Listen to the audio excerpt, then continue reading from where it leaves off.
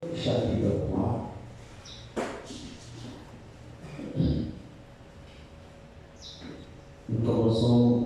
Nous lisons le premier verset, partie du premier verset de lire.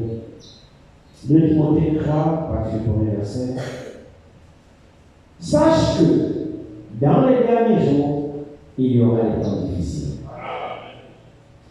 Car les hommes seront égoïstes, amis de l'argent, fanfarons, hautains, blasphémateurs, rebelles à leurs parents, ingrats, irréligieux, insensibles, déloyaux, calomniateurs, intempérants, cruels, ennemis des gens de bien, traîtres, emportés, enflés d'orgueil, aimant le plaisir plus que Dieu. Ayant l'apparence de la piété, mais ayant ce qui en fait la force. Que le Seigneur ajoute la bénédiction de Dieu sa parole. Veuillez vous asseoir. Amen. Ah, ça fait beaucoup, hein? Je ne sais pas si vous avez pu compter ça, mais ça fait beaucoup. Le qualificatif des derniers temps. Ça fait vraiment beaucoup. Je m'en vais dire cela. Sache que dans les derniers jours, il y aura des temps difficiles. C'est le diagnostic du Saint-Esprit. C'est le diagnostic de Dieu. Avant même que les derniers jours n'arrivent, il nous annonce déjà à l'avance que les derniers jours-là, il y aura des temps difficiles. Donc, personne n'est surpris. Nous avons été prévenus. Amen. Maintenant, suit maintenant le qualificatif qui accompagnerait les hommes, particulièrement qui vivraient pendant ces derniers jours. Comment sont-ils? Il est écrit au verset 2. Car les hommes seront égoïstes, ça fait 1. Amis de l'argent, ça fait 2. Fanfarons, ça fait 3. Hautains, 4. Blasphémateurs, 5. Rebelles à leurs parents, 6. Ingrats, 7. Irréligieux, 8. Insensibles, 9. Déloyaux, 10. Calomniateurs, 11. Intempérants, 12. Cruels, 13. Ennemis des gens de bien, 14. Traîtres, 15. Emportés d'orgueil, 16.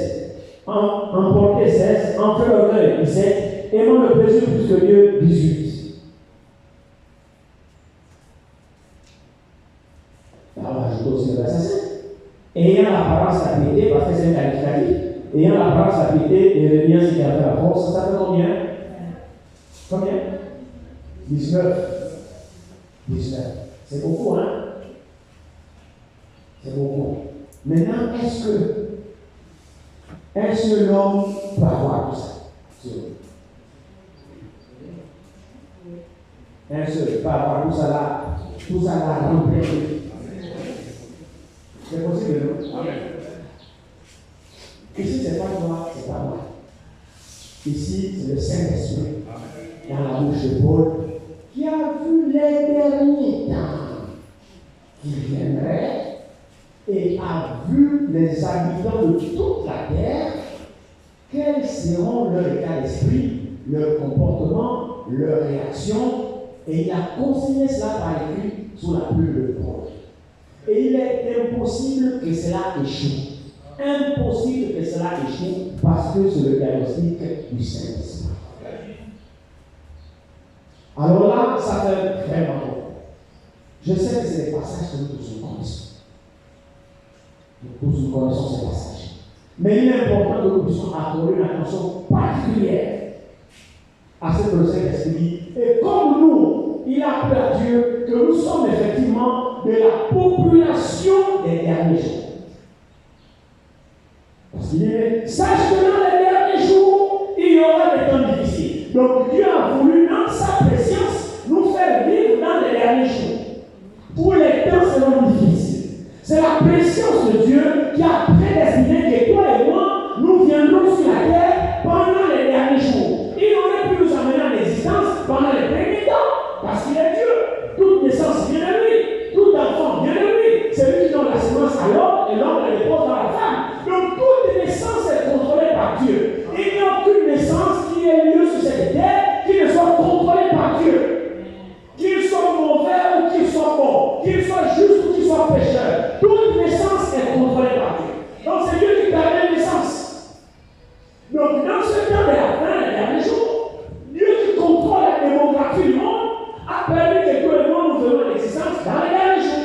Amen. Et maintenant il nous a donné des caractéristiques qui animeraient les derniers jours. Comment les gens seront particulièrement dans les derniers jours. Maintenant il est question que toi et moi, qui vivons, avant que je continue, une question c'est pour vous. Est-ce que nous sommes d'accord que nous vivons tous dans les derniers jours? Amen.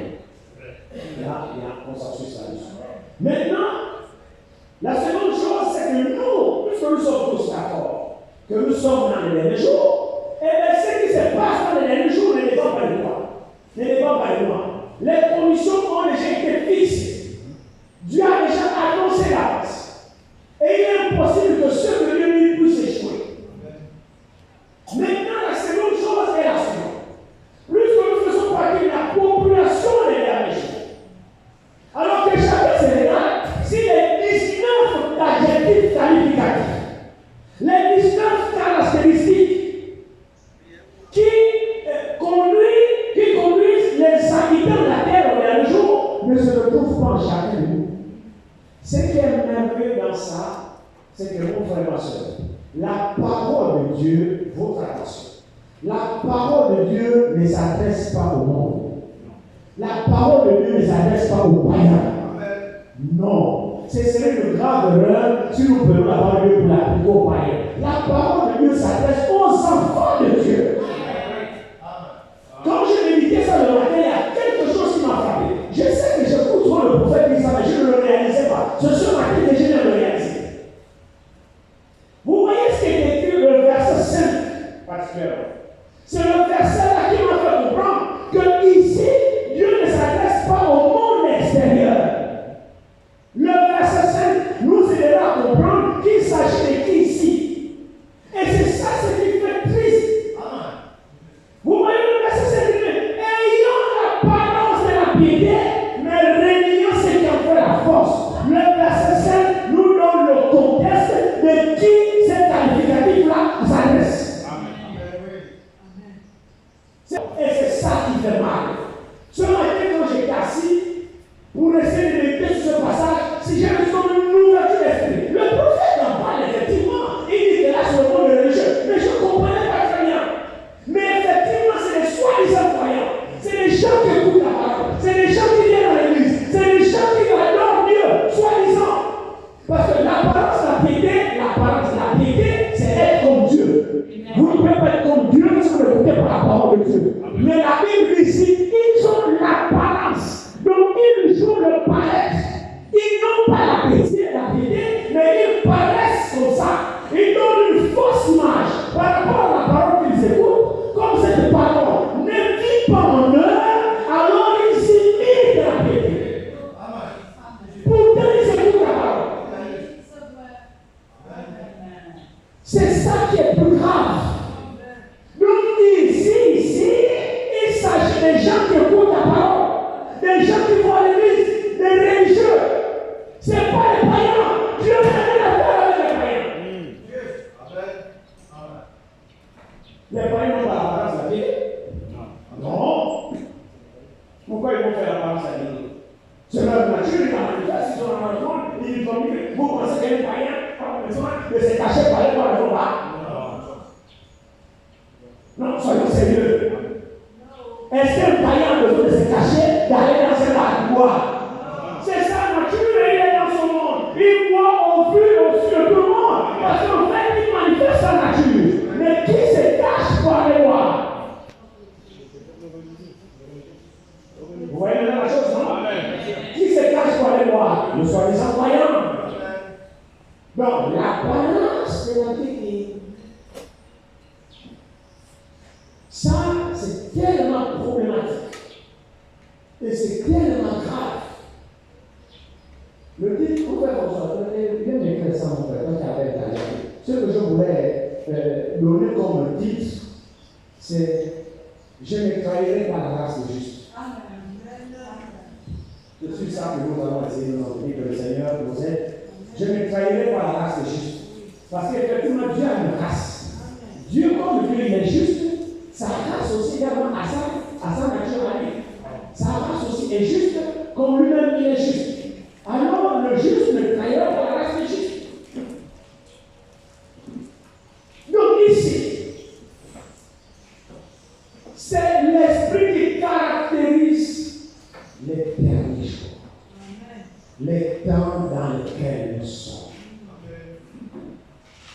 Les croyants sont dans quel état? Maintenant que chacun regarde, ces 19 caractéristiques-là, est-ce que ça se retrouve en toi ou non? Est-ce qu'il y a quand même un esprit que tu te retrouves là, parmi les 7 qu'on a cités, je m'en vais les lire? Quand les hommes seront égoïstes, regarde-toi un peu. Es-tu égoïste ou tu partages? Toi-même, tu sauras devant Dieu ce que tu es. Il est dit, ami de l'argent. Tu es ami avec l'argent ou tu es ennemi avec l'argent? Quand on dit ami de l'argent, c'est ami de l'argent. L'argent est mon ami. Ami de l'argent. Quand tu n'as pas l'argent, tu es triste. Tu es lui-même avec personne. Mais dès que tu as l'argent, même s'il faut pas lui tuer. Amen. Ami de l'argent. Mais quand il y a rien, c'est la tristesse. Même quand tout fait rire, tu ne ris pas. Parce que les poches sont vides. Des gens qui sont prêts à manquer le culte, rien que pour aller chercher l'argent. Il y a l'heure de culte, et à l'heure là, à l'heure où il y a plein pour une bricole, 100 000 l'heure.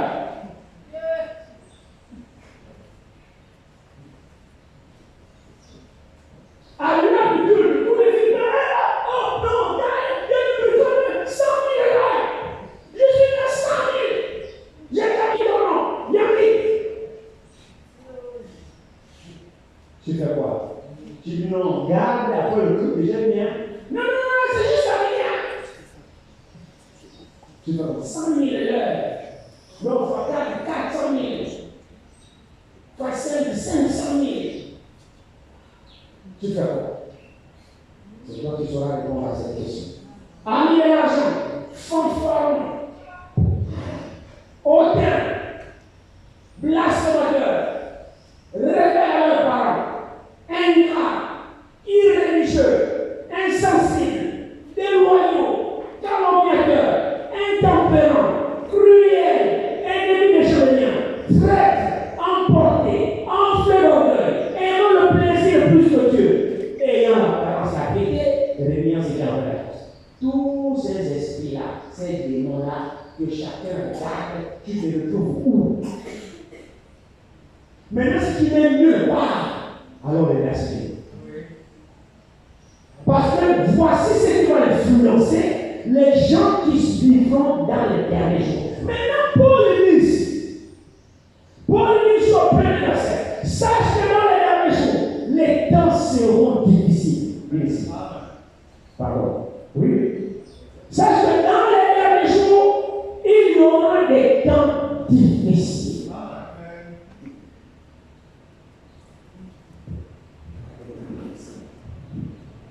Si nous sommes tous d'accord au lieu que nous sommes dans les derniers jours, alors il faut que les temps soient difficiles. Mais les temps qui sont difficiles, là, ce n'est pas pour les gens du dehors. Non. C'est toujours pour les chrétiens. C'est pour les gens de l'église que les temps sont difficiles. C'est pour ceux qui veulent marcher avec Dieu que les choses sont difficiles. Et maintenant, comme les choses sont difficiles, les gens qui disent adorer Dieu sont obligés de faire des compromis. Parce qu'ils sont incapables de respecter la parole parce que les temps sont difficiles. D'où la résultante de tous ceux qui sont devenus états dans l'église. J'espère que vous suivez quelque chose. À cause des temps qui sont difficiles, au dernier âge de l'Église, les croyants sont obligés de faire des compromis face à la parole pour avoir un bout de pain. Pour essayer de se sortir d'une situation. Alors c'est la fait quoi? C'est la fait qu'ils sont hypocrites. Ils sont calomniateurs. Il faut des compromis, il faut ceci, il faut ça. Parce que les temps sont difficiles. Faire le vœu de marcher dans la droiture selon les Écritures,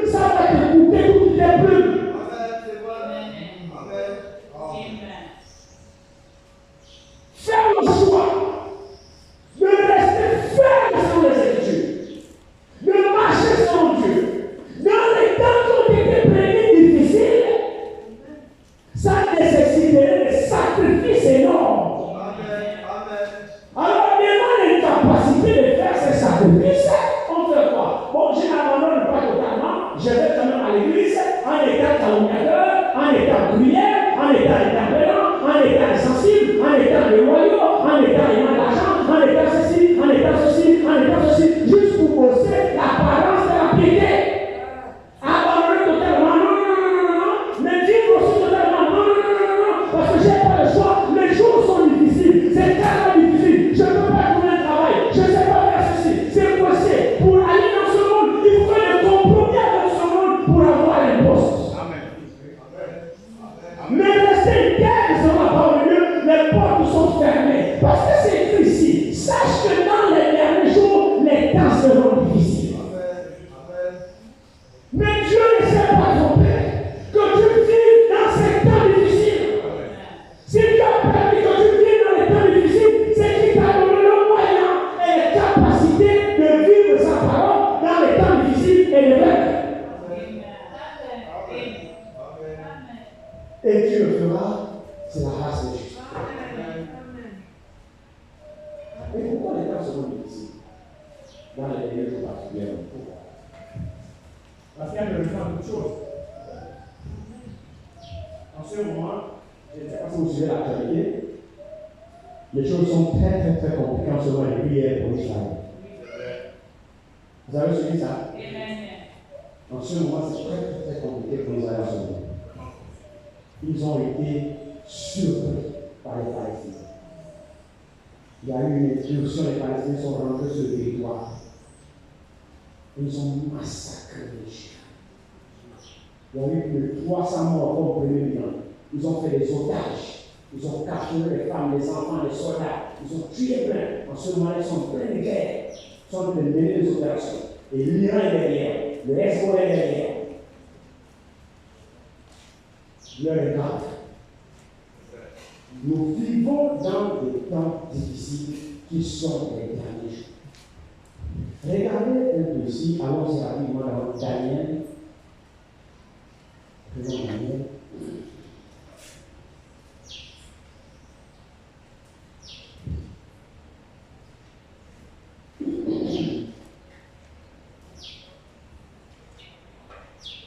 Daniel 7. Daniel 7, commençons au premier verset. Daniel 7, ici. La première année de Belshazzar, roi de Babylone, Daniel eut des songes et des visions se présentèrent à lui, se présentèrent à son esprit pendant qu'il était sur sa couche. Ensuite, il écrivit le songe. Il écrivit le songe et raconta les principales choses. Daniel commença et dit: Je regardais pendant ma vision nocturne, et voici les 4 vents des cieux firent irruption sur la grande mer. Et 4 grands animaux sortirent de la mer, différents les uns des autres. Le premier était semblable à un lion et avait des ailes d'aigle. Je regardais jusqu'au moment où ses ailes furent arrachées. Il fut enlevé de terre et mis debout sur ses pieds comme un homme, et un cœur d'homme lui fut donné. Verset 5.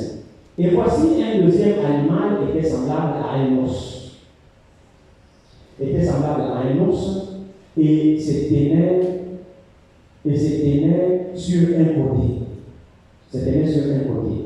Il avait 3 côtés dans la gueule et entre les dents. Et on lui disait: Lève-toi, mange beaucoup de chair. Après cela, je regardais, et voici un autre était semblable à un léopard, et avait sur le dos 4 ailes, comme un oiseau. Cet animal avait 4 têtes, et la domination lui fut donnée. Après cela, je regardais pendant mes visions nocturnes, et voici, il y avait un 4e animal terrible, épouvantable et extraordinairement fort. Il avait des grandes dents de fer, et mangeait, brisait, et il foulait aux pieds ce qui restait. Il était différent de tous les animaux précédents, et il avait 10 cornes. Je considérais les cornes, et voici une autre petite corne sortie du milieu d'elle, et 3 des premières cornes furent arrachées devant cette corne. Et voici, elle avait des yeux comme des yeux d'homme et une bouche qui parlait avec arrogance. Je regardais pendant que l'on plaçait les trônes et l'ancien des jours assis, son vêtement était blanc comme la neige, et les cheveux de sa tête étaient comme de la laine pure. Son trône était comme une flamme de feu, et les roues comme un feu ardent.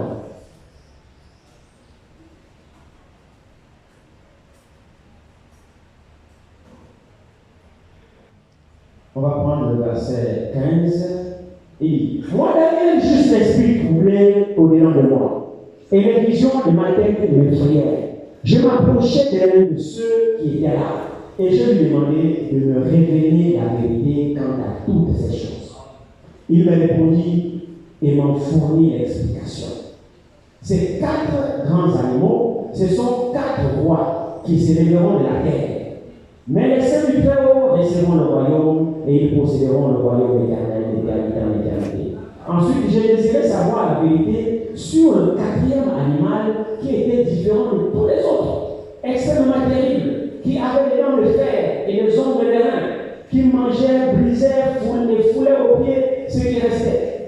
Et sur les cornes, sur les 10 cornes qu'il avait à la tête, et sur l'autre qui était sorti et devant laquelle 3 étaient tombés. Sur cette corne qui avait des yeux, une bouche parlant avec arrogance et une plus grande apparence que les autres. Je vis cette corne faire la guerre aux saints et l'emporter sur eux. Jusqu'au moment où l'ancien des jours vint donner gloire aux saints, au sein du Très-Haut, et le temps arriva où les saints furent en possession du royaume. Le royaume qui existera sur la terre, différent de tous les royaumes, et qui dévorera toute la terre, la foulera et la brisera. C'était un voyant, un prophète. On pourrait assimiler le livre de Daniel à l'Apocalypse de l'Ancien Testament. Donc il voyait les choses aussi en avance. Et si vous remarquez toutes ces visions-là, vous les comparez avec l'Apocalypse, c'est pratiquement la même chose. Vous allez remarquer que ici il s'agit de royaume symbolisé sous forme de puissance. Les puissances-là ont les formes des bêtes. La première forme, le premier animal qu'il voyait, la Bible dit ici, le premier animal avait la forme d'un lion. C'était semblable à un lion.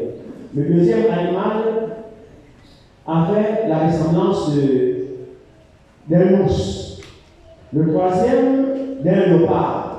Et le quatrième, d'un léopard. Maintenant, ce qui est étonnant ici, c'est que le 4e animal n'a pas une forme. Amen. Les 3 premiers animaux ont des formes, mais le 4e n'a pas de forme. Or, par contre, c'est que le 4e a des particularités, c'est que le 4e possède un peu de tous les autres dans son sein. Donc, le 4e animal, c'est l'association du lion, de l'ours et de léopard. Vous trouvez quel genre d'animal? Le 4e animal, c'est l'association des 3 autres qui se coalisent dans le 4e. Maintenant, Daniel dit, le 4e animal, c'est le 4e royaume. Et ce 4e royaume-là, la puissance qu'a ce 4e royaume, c'est la conjonction des 3 autres puissances qui se coalisent dans la 4e puissance. Dans la 4e, dans le 4e royaume. C'est-à-dire que le 4e royaume va broyer la terre, tout ce qui avait été laissé par les autres.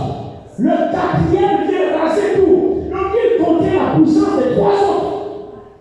Réunis ensemble. Et c'est ça qui caractérise effectivement les temps de la fin dans lesquels nous sommes.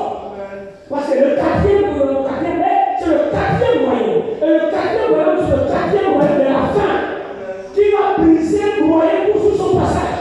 Et cela correspond exactement au temps de la fin. Maintenant, qui agit agit dans ces bêtes-là? Quel est le personnage qui agit dans ces bêtes? Qui donne la puissance et le pouvoir dans ces bêtes? Ce n'est pas Dieu. Regardons ici, prenons Apocalypse 13, ici.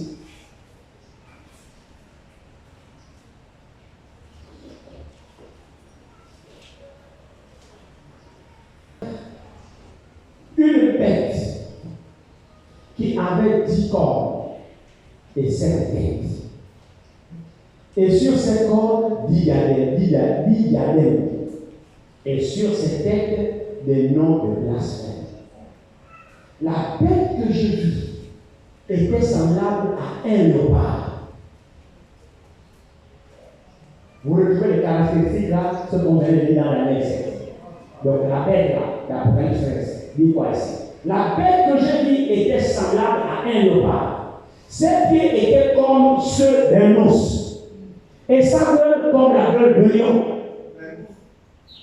Vous voyez comment il signifie la foule, la mer de peuple dans laquelle cette bête-là sort. Donc en elle, il y a toutes les options des 3 autres bêtes. Maintenant, de qui la bête prend d'elle son pouvoir? Mais continuons la lecture. La bête que je vis était semblable à un léopard. Ses pieds étaient comme ceux d'un ours, et sa gueule comme la gueule de lion. Le dragon lui donna sa puissance, son trône et une grande autorité. Donc, la puissance de cette bête-là vient du dragon. Qui est le dragon? Ne cherchons pas ailleurs. Tournez juste votre page. Il dit ici. Et il fut précipité. Le grand dragon, le serpent ancien, appelé le diable et Satan. C'est lui qui séduit toute la terre. Il fut précipité sur la terre et ses anges furent précipités avec lui. Alors, vous voyez le dragon là qui a donné sa puissance à cette bête-là. Le dragon, la Bible dit que c'est qui? C'est le diable, c'est le serpent ancien et c'est Satan. Amen. Donc, cette bête, effectivement, principalement, qui sort de la mer des peuples des nations et qui a un pouvoir extraordinaire, tire sa puissance du diable. Amen. Amen. Paul dit, sachez dans les derniers jours, les temps seront difficiles. Ne prenons pas la parole à la légère.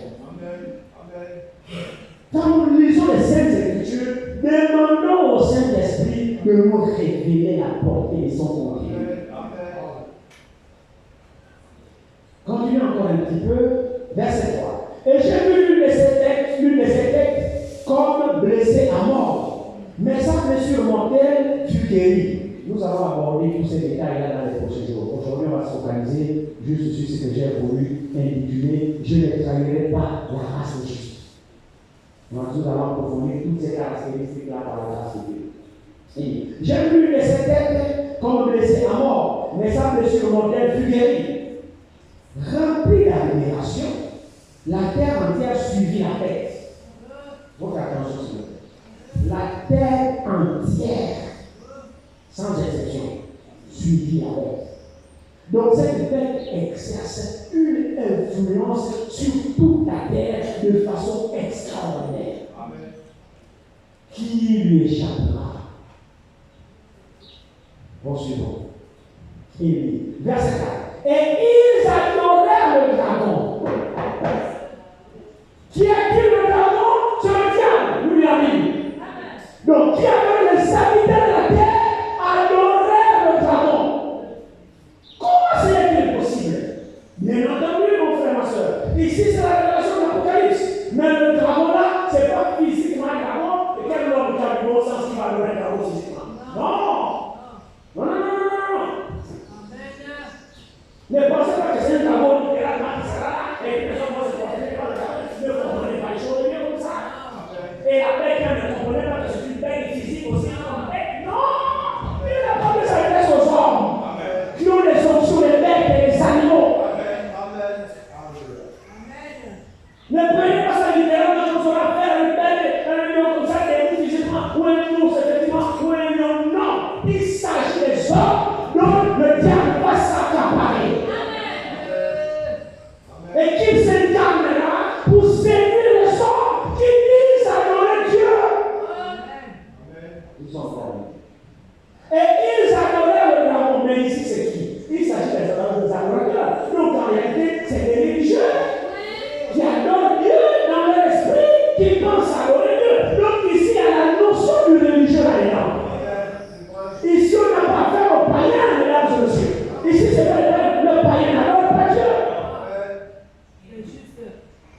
C'est parce que vous voyez quelque chose.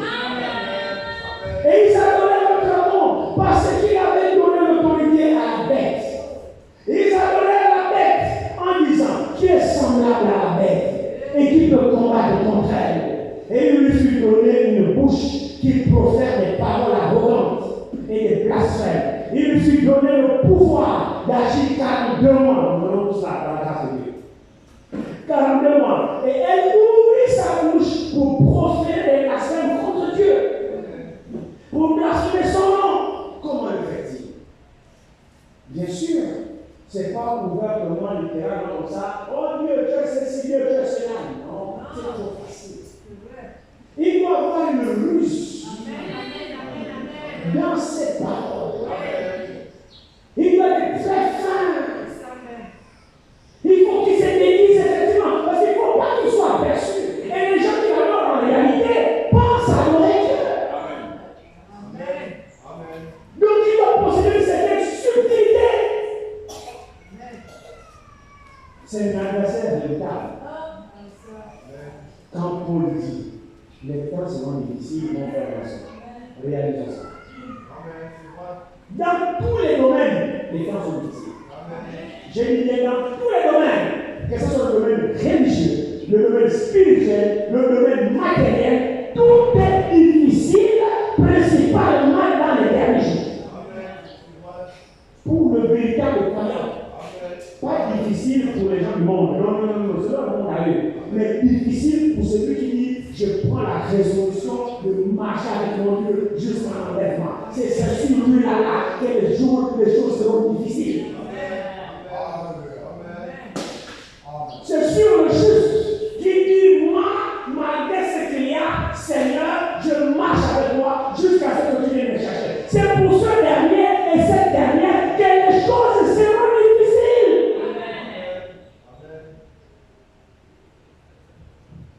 Il dit, on était où?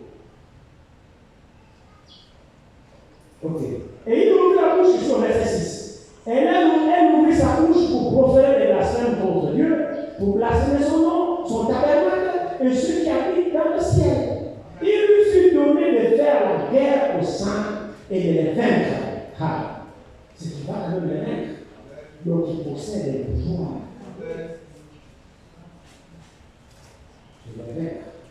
La guerre aux saints. Qui est saint si c'est même celui que le Seigneur a saint? Donc les véritables croyants, les véritables croyants, il va les vaincre. Mais pas vaincre leur foi, non. Non, parce qu'ils sont appelés saints. Ça veut dire qu'ils ont gardé leur foi, mais il va quand même les vaincre. Il dit ici,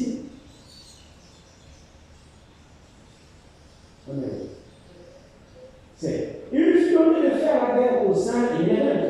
Il lui fut donné autorité sur toutes les tribus. Et vous pouvez très bien où c'est dans son autorité. Sur toutes les tribus. Tout peuple, y compris le Nahon. Toute langue, y compris le Fan, le Védi, la Bima, le Batali, le Kota, les Chinois, les Doubles. J'en sais rien, moi. Moi, je ne parle de ce qui est écrit. Venez me prouver le contraire. Le pouvoir de cet homme s'étendra sur toute tribu, tout peuple, toute langue, peu importe à quelle langue que tu sois. Ce monsieur aura l'autorité sur toute la terre. Qui va échapper à son pouvoir? Il dit ici, toute tribu, tout peuple, toute langue et toute nation, et tous les habitants de la terre l'adoreront. Tous, sans exception. Quelle est l'exception alors? Qui est-ce qui va adorer? Écoutez très bien la réponse. Lisons. Ce nom, sur le verset 8, ce nom, le nom, n'a pas été écrit dans le livre de vie des lions qui a été immolé dès la fondation du monde. Ceux-là n'adoreront pas bête. Amen. Intervient votre prédestination. C'est pourquoi, frères et sœurs, des grâces, n'adorons pas Dieu par celui-ci. Non. Sois certain que tu as une vraie relation avec Dieu. Sois certain que ta communion est vraie avec Dieu. Comme disent les enfants, que tu adores Dieu pour le vrai. Parce que si c'est pour le faux, tu es dans le collimateur. En fait, tu es en train d'adorer Satan, pensant adorer Dieu. Tu viens à l'église, tu payes ta ligne, tu chantes les cantiques individuels, tu fais tout ce que tu peux faire, mais tu n'as rien à faire avec Dieu. Pour preuve, ta vie ne change pas. Tu n'es pas né de nouveau, tu n'es pas délivré, tu n'es pas transformé. Rien du tout. Tu joues simplement la religion. Et toi-même à l'intérieur de toi, tu sais que tu n'es nulle part. Tu es sous l'influence du temps de la femme. Tu es sous l'influence des démons et dans l'église. Tu es sous l'influence de Satan et dans l'église. Tu es sous l'influence religieuse et dans l'église. Oh, la religion ne sauve pas quelqu'un. C'est pas parce que tu viens à l'église que tu es sauvé. Le salut n'appartient pas à l'église. Le salut est en Christ de Jésus. Quand tu le reçois toi, nom de Jésus, personne dans ta vie, c'est là que tu reçois le salut. Parce que le salut c'est un homme. Et l'homme là c'est Jésus. Et Jésus est la parole. C'est pas une église. C'est pourquoi qu'est-ce qui se passe? Ils ont l'apparence de la piété. Mais ils n'ont pas de salut. Ils ne sont pas délivrés. Ils ne sont pas sauvés. Ils jouent seulement les apparences. Je viens à l'église, je m'assois. Dès qu'on sort là, on est dans nos choses. Maintenant, on revient, on s'assoit. On fait ce qu'on fait. Dès qu'on sort, on est dans nos choses. Ceux qui sont pas sous l'influence de la main, parce qu'il exerce le pouvoir. Que tu ne sauras pas dans mes frères, mon frère, ma soeur, si tu n'es pas en Christ. Tu ne sauras pas dans les faits si tu joues à la religion. Et même c'est sur le terrain de la religion, effectivement, qu'il va ramasser le monde. Il vient avec la idée, il vient avec le nom de Dieu, il vient avec la parole, il vient avec tout. C'est sur le terrain de la religion qu'il va avoir le monde, que toute la terre va l'adorer. Il dit ici, qu'est-ce qui va l'échapper? Seul, je vais lire le verset. Et tous les habitants de la terre l'adoreront. Ceux dont le nom n'a pas été écrit dans le livre de vie de la vie, qui a été immolé des avant François. Non, ceux qui échapperont. Des vrais croyants et des vrais croyants qui font l'expérience avec Dieu pendant leur marche, dont leur vie est totalement transformée. Ils crient longtemps. Ils voient dans sa vie effectivement le Saint-Esprit témoigne dans son cœur. Ceux-là, c'est ceux qui lui échapperont. Ceux-là, c'est ceux dont les noms ont été écrits d'avance dans le livre de vie de l'agneau avant la fondation du monde. Donc, dans le ciel, avant même que la terre n'existe, nos noms étaient déjà écrits là-bas, qu'ils doivent vaincre. Donc, quand nous venons sur la terre ici, nous ne faisons que manifester en fait ce que nous sommes venus faire. Parce que Dieu nous connaissait tous. Qui l'adorerait réellement, qui ne l'adorerait pas. Dieu connaît les vrais adorateurs. Dieu connaît aussi les faux. Dieu connaît aussi les menteurs. Dieu connaît aussi les hypocrites. Dieu connaît tout le monde. Mais ceux qui échapperont à la séduction de cette terre, de ce quatrième royaume, c'est seulement les cellules de Dieu. Ceux-là, c'est ceux-là qui ont compris. Qui, pour ceux-là, cette catégorie-là, c'est ceux-là qui ont compris que la parole de Dieu, c'est une question de vie de mort pour eux. C'est ceux-là qui ont compris ce que signifie la parole de Dieu pour eux. C'est ceux-là, lorsqu'il a commis une faute et que vous venez avec les écritures devant lui, ils tombent comme ils font comme un garçon. Il ne sait pas faire autrement parce qu'il reconnaît l'autorité de la parole dans sa vie. Ceux-là savent que la parole de Dieu les concerne. Ceux-là savent qu'ils sont nés pour adorer Dieu. Ceux-là savent qu'ils ont une mission. Ceux-là savent la raison de leur existence sur la terre. Ils sont venus pour glorifier Dieu sur la terre. Ils sont venus pour témoigner que Dieu a une race sur la terre. Malgré qu'il y a la corruption partout dans le monde, mais Dieu a un peuple. Frère, Satan n'est pas le plus fort. C'est Dieu le créateur. Si Satan fait des dégâts, mais il faut que lui ait sa sémence qui prouve le contraire de Satan, ce n'est pas toi le seul.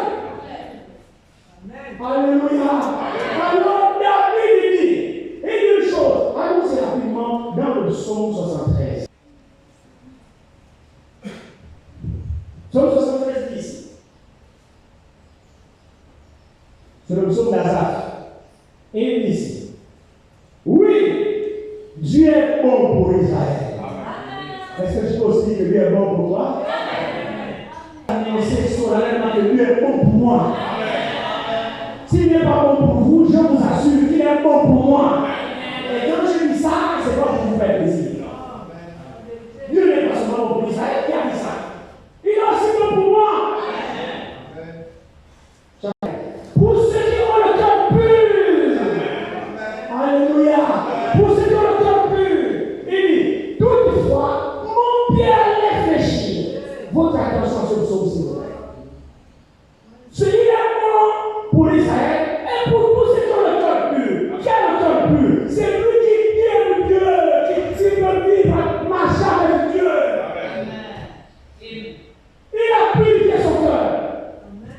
Il dit, maintenant vous savez très bien le juste. Celui qui a le cœur pur. Celui qui marche avec Dieu. Regardez très bien avec moi ici. Il dit, toutefois, mon pied a réfléchi. Mes pas étaient sur le point de glisser. Car je portais envie aux insensés. En voyant le bonheur des méchants. Rien ne les tourmente jusqu'à leur mort. Et leur corps est chargé d'un bon point. Pas le croyant, les méchants, c'est celui qui est attribué. Je peux être maigre comme un spaghetti qui est attribué. Amen. Amen. C'est l'état de mon âme qui est important. Si mon âme est à moi avec lui, je m'en fous dans l'homme extérieur. Mais ces gens-là sont chargés d'un bon point, pas intérieurement, non. Leur bon point est extérieur. Parce qu'ils sont méchants. C'est-à-dire qu'ils n'ont pas Dieu ni la parole dans leur cœur. Non, c'est les méchants. Mais ils sont chargés d'un bon point. Leur apparence et leur pensée, c'est des gens très bien. Alors le juste, c'est mieux que c'est appelé à cet exercice d'observer un peu les méchants, d'observer le païen, d'observer celui qui ne craint pas Dieu, d'observer le menteur, le voleur, le tueur, le trompeur, l'adultère, l'assassin, le juste qui ne fait pas ça, qui craint Dieu, qui marche avec Dieu, qui a appliqué son cœur dans l'honnêteté dans toutes ses voies, à observer celui qui ne craint pas Dieu. Mais celui qui ne craint pas Dieu n'a rien à foutre. Il fait ce qu'il veut quand il veut. Il n'a pas de personne, il ne craint pas Dieu. Donc le juste s'est amusé à observer le méchant. Qu'est-ce qu'il constate? Il constate que il dit, car je porte envie aux insensés, en voyant leur bonheur, en voyant le bonheur des méchants. Rien ne les tourmente jusqu'à leur mort. Et leur corps est chargé d'un bon point.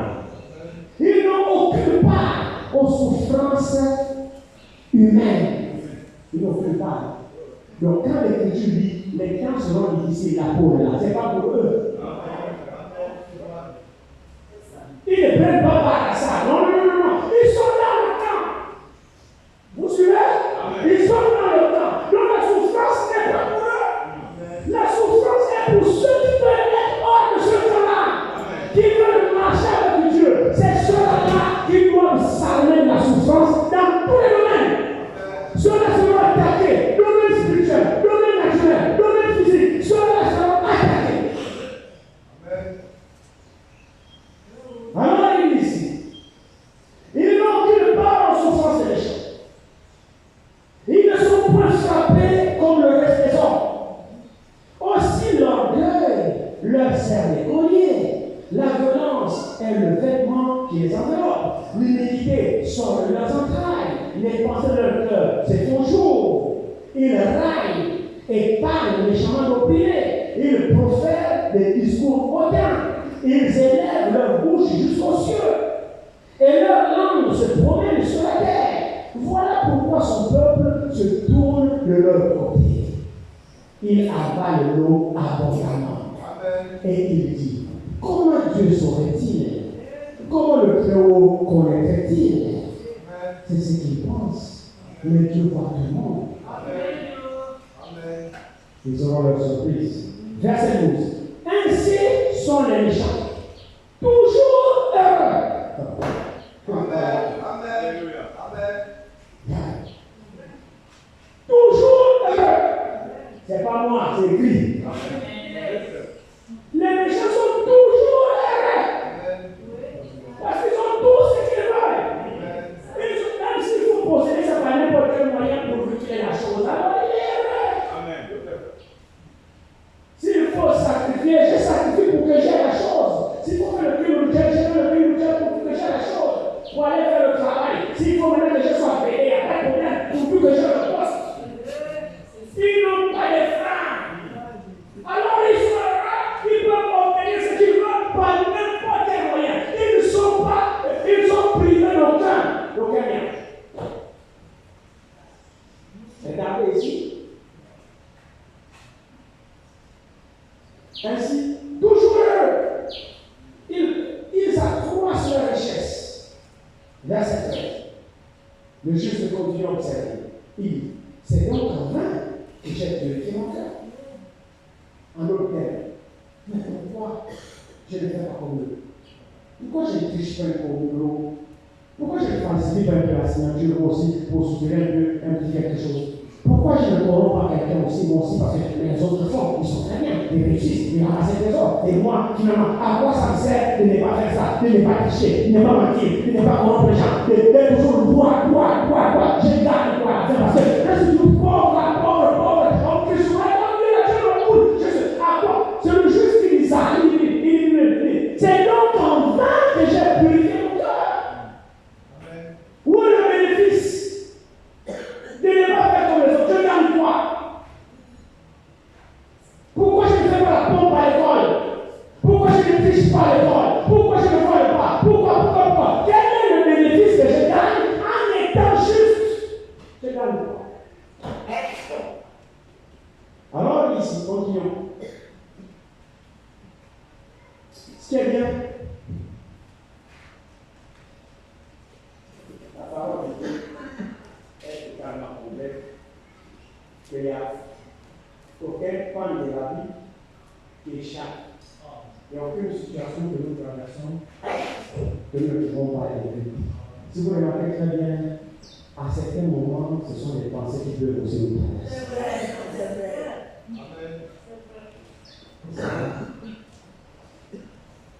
Nous sommes sur cette même terre. Il y a des difficultés. Vous regardez les gens qui ne vivent pas, comment leurs affaires marchent. Nous vivons ça. Tu regardes la maison d'un rosicrucien, d'un franc-maçon, d'un sorcier, d'un magie. Et il est là, on ne comprend rien de menace, il est tranquille. Et il est besoin de faire. Vous le voyez, le pauvre comme ça.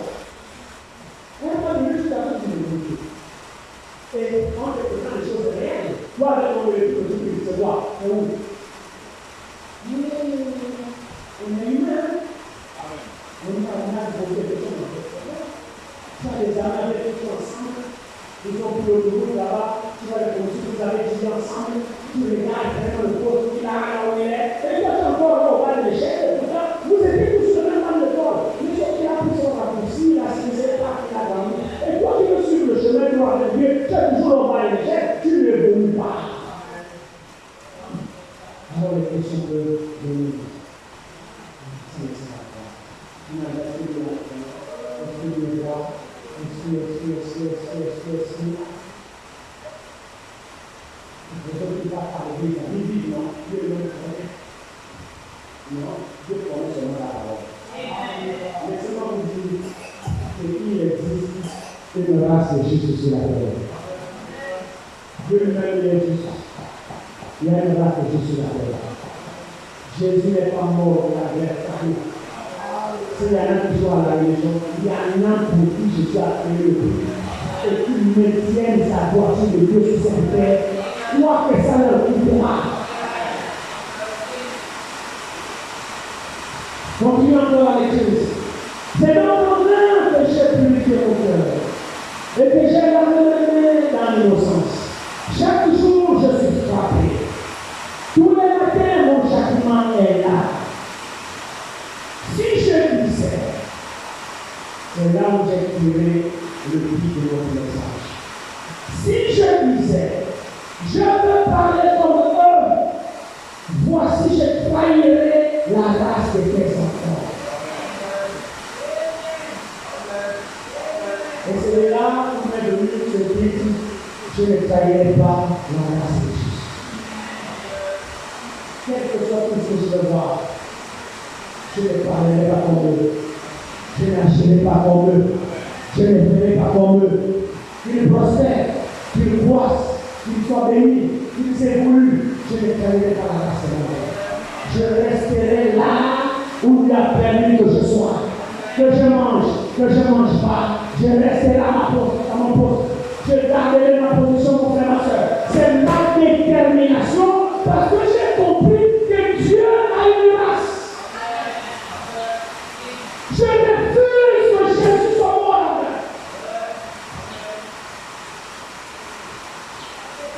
Je refuse.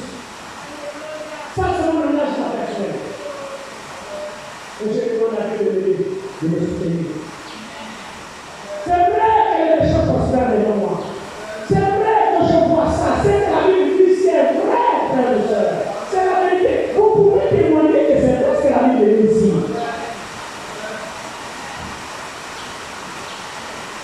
Mais est-ce que ça veut dire que Dieu m'a abandonné? Est-ce que ça veut dire que Dieu ne le voit pas? Dieu le voit lui-même. Et c'est lui qui veut que je sois comme ça pour mon premier. Quand il va me venir aussi, il me dira, tu ne peux pas me donner ce que je veux.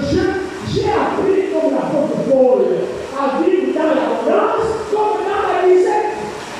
Parce que s'il faut que je personnalise cette prédication, mon frère, ma soeur, moi je me mets là-dedans. Je me mets là-dedans, moi dans cette prédication. Moi ici, j'ai suivi dans la galère. Moi ici. Vous savez, j'ai bien vu les pensées. Excusez-moi, ne prenez pas ça mal. Comprenez cela positivement sur vous. Vous savez, lorsque le prophète sort, et qu'elle s'accomplit, c'est que c'est lui qui l'a accompli. Je me souviens dans les années antérieures, j'ai passé le contrôle de mon frère ici, qui est là. Nous avions passé des mois difficiles. Mon frère travaillait. Oh, que Dieu le bénisse, il a été un grand soutien pour moi. Je me souviens, mon frère, une fois la fin du mois sort, dans la fin du mois dernier, le frère prenait toujours le maillot, je ne prends plus le micro, c'est cassé. Quand le frère part acheter cette dame, il a un sachet de ça, il a un sachet de ça. Et il prend le maillot, il sait la femme, le frère cassé. Il a un paquet pour lui, il a un paquet pour moi. C'était la manière. Et à cette époque, je ne travaillais pas. Il n'y avait rien. Je faisais comme ça pour tout le monde. Et là, le Seigneur a envoyé quelqu'un qu'on a prié pour nous ici dans l'église. Les anciens de Dieu. Le Seigneur a délivré ici. Alors, après sa délivrance, ils vont me dire, ah, je ne vais pas retourner chez moi. Est-ce que tu peux aller dans ta maison? Il avait une petite fille. Je lui ai dit, viens rester chez moi. Ma femme m'a gardé pendant 6 mois. C'était le frère. Il s'est dit que ce qu'on se fait dans les adresses sont sans les promesses. Ce frère-là avait un don de prophétie. Dieu lui parlait à ce frère. Et à cette époque, je ne consacre plus. À cette époque, je tenais. J'ai passé les nuits blanches dans ma maison. J'ai fait des prières seul dans ma maison. Je méditais 3 heures du matin. Je suis dans mon bureau, dans ma maison. Je méditais, je priais. Je vous faisais des expériences terribles avec Dieu. Une fois, je suis allé dans mon bureau de méditer. La présence du Seigneur dans mon bureau. J'ai comme l'impression que je me sortis de mon corps. J'ai peur.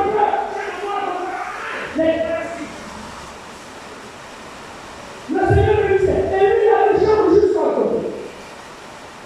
Un matin, il se lève, il ne savait ni lire la Bible, il n'était pas croyant, c'était un vaillant qu'on a prié sur la Bible. Il ne connaissait pas la Bible, il ne connaissait pas les versets.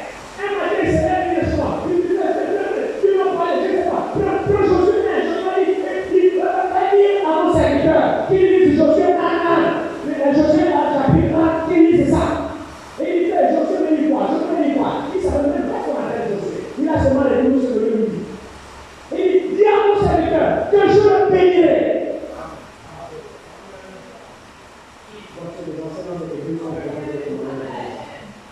Je n'avais pas eu de travail. Je lui ai dit. Et il dit à mon serviteur que je le payerai. Il aura beaucoup d'argent. J'ai pu le faire. Il doit. première fois, mais seulement une première fois. Médite-le jour et nuit. C'est alors que tu réussiras tout ce que tu as parlé. Aujourd'hui, il y a une sachet. C'est la parole qui m'a été adressée par ce frère de la parole. J'ai lu Josué, j'ai parlé ça. Je suis resté là, pas de nouveau, j'ai lu. Il s'est passé de moi, il s'est passé dans l'enseignant.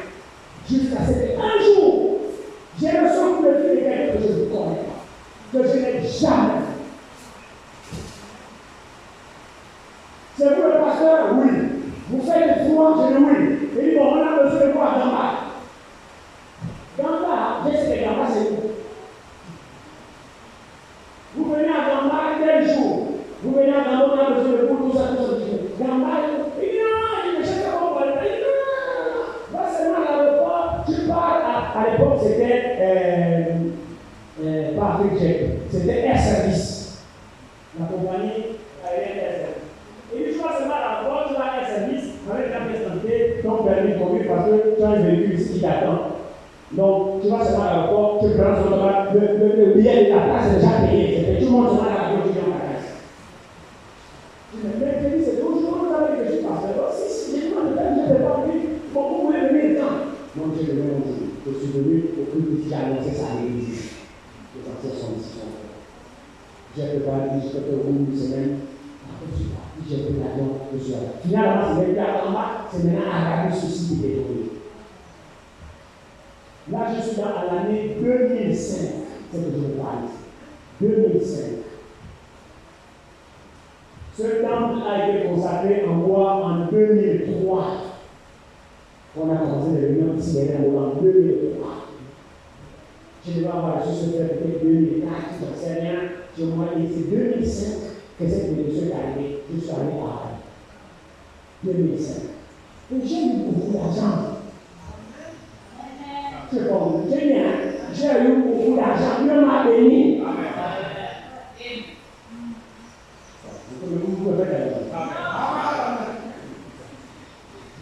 J'ai eu beaucoup d'argent. Je vous assure, le message de l'église. J'ai eu beaucoup d'argent. J'étais payé au million par mois.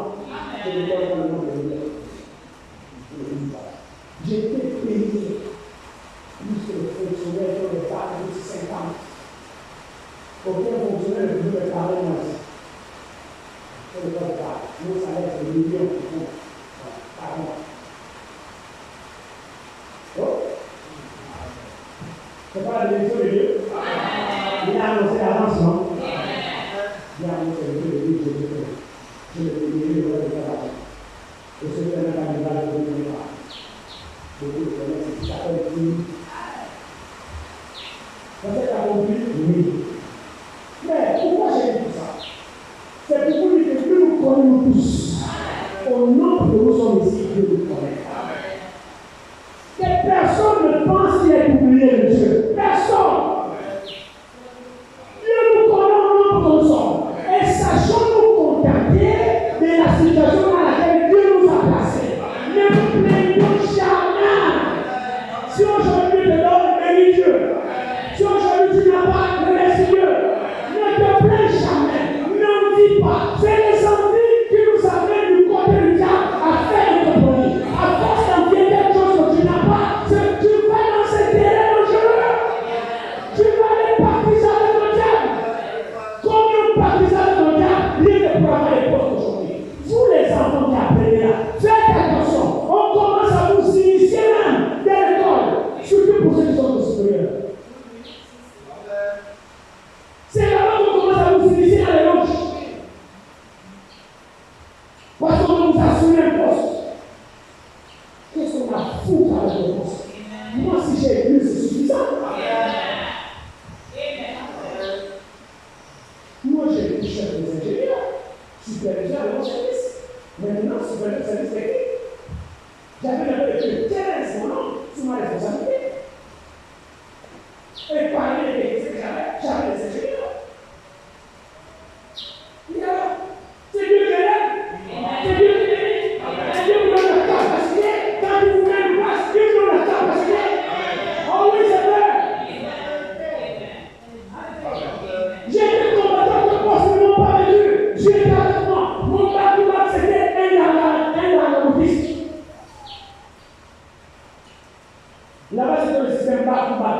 C'est-à-dire, vous êtes des binômes sur le même poste. Dans votre service, l'autre en récupération. On faisait un mois de travail, un mois de récupération. Pendant que je suis en récupération, lui sort. On se croise à l'aéroport. On fait des passations de service. Il me dit ça, vous êtes arrêté. Mon papa, on dort dans la même chambre. On partage le même bureau, sur le même lit. Quand il sort, je remplace. Quand je sors, il remplace. Il était maître de table de l'outil. Maître de table de l'outil. Et moi, pasteur. Alors, c'est un combat de titans. Qu'on a mené pendant 10 ans. Il a tout fait. Quand j'arrive à certains éléments, parce qu'on faisait, je sortais avec mon équipe, et on avait son équipe. Après, le directeur a dit non, c'est pas comme ça, parce que si le superviseur sort avec son équipe, et que l'autre superviseur rentre avec son équipe, c'est que vous aurez une difficulté sur le terrain. Donc, il fallait maintenant serrer l'équipe en deux. Alors, ce qui faisait, il y avait une partie de l'équipe du superviseur qui restait pour pouvoir faire la passation là, avec les autres qui rentraient et dans le terrain parce qu'il connaissait physiquement les chantiers qui étaient restés en suspens pour les autres qui rentraient. Mon âme est une garde terrible. Quand il est là, la supervision, il ne couvre avec tous les employés. Il écrit les rapports contre la direction de l'élection d'Adama. Jusqu'à ce que le directeur technique est venu sur site pour s'enquérir des situations. Ce que le directeur m'a dit comme ça, je me dis ça là-bas. Il a même enlevé là-bas, vous m'avez dit, parce qu'on a eu le contrat avec les universités. Il a dit, tout ceci. Tu viens ici, tu vas superviser l'université et puis l'école de l'autre université qui ont pris ça. Parce qu'on avait le contrat là. Quand le CNU avait perdu le contrat avec les universités, c'est notre société qui avait le contrat. J'ai refusé. Bref. Pourquoi j'ai dit ça? Pour vous dire que Dieu nous a le Dieu que nous adorons nous connaît. Et il sait. S'il décide de vous bénir, il vous bénit. C'est sa volonté qui prime sur ses enfants. Ne vendez jamais votre joyeuse. Ne faites jamais de compromis sur quoi que ce soit. Tenez ferme. Honorez Dieu sur votre portion de terre là où vous êtes. Continuez votre lecture, on va avancer. On va avancer. Il dit ici, si je disais, je serais certain. Si je disais, je vais parler comme eux, moi si je travaillais dans la scène des enfants. Quand j'ai réfléchi là-dessus, pour m'éclairer, la difficulté plus grande à mes yeux. Qui doit comprendre ça? Toi, tu sais Dieu. Tu te sacrifies pour Dieu. Mais les choses ne marchent pas. Tout est coincé. Tu n'obtiens pas toujours ce que tu veux. Alors il dit, quand j'ai réfléchi là-dessus, la difficulté plus grande pour moi. Je n'arrive pas à comprendre. Quand je considère que lui est tellement Dieu, les choses marchent pour lui. Les choses prospèrent. Mais moi, les choses sont coincées. Quand j'ai réfléchi, la difficulté plus grande. Je ne réfléchis pas. Maintenant, écoutez. Il dit ici, verset 17. Donc, quand il réfléchissait selon son intellectualisme, il y a la difficulté plus grande à ses yeux. Verset 17 nous dit, jusqu'à ce que j'ai pénétré dans le sanctuaire de Dieu et que j'ai pris garde au sort final des méchants. Qu'est-ce que la Bible nous dit? Jusqu'à ce qu'il soit venu à l'église et qu'il ait écouté la prédication, et la prédication dit que les justes iront dans la gloire et que les méchants iront dans le feu.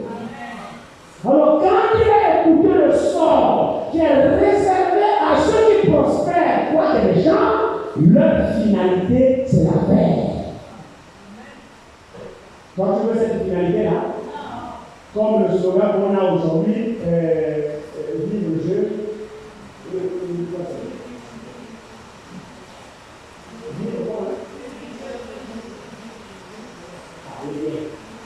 Vive juste. Vive riche et mourir jeune, non? Ça, c'est comme ça, non? Vivre riche et mourir jeune, non?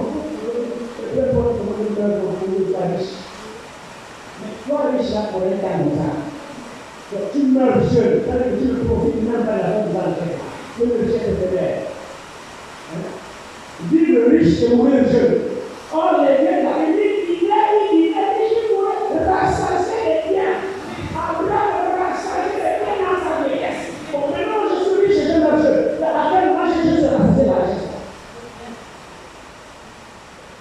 Il doit être, je suis riche. Beaucoup riche, j'ai jamais vie. À quel point j'ai mangé l'argent? Mais l'argent que Dieu donne, mon frère, ma soeur, je mange, je m'assois, je dors. Je suis bien. Et je suis en paix. Je me fier de la sacrée honneur. Et je laisse la bénédiction à ma prospérité. Mais les jeunes d'aujourd'hui sont à la course à l'argent qui t'appelle jeune.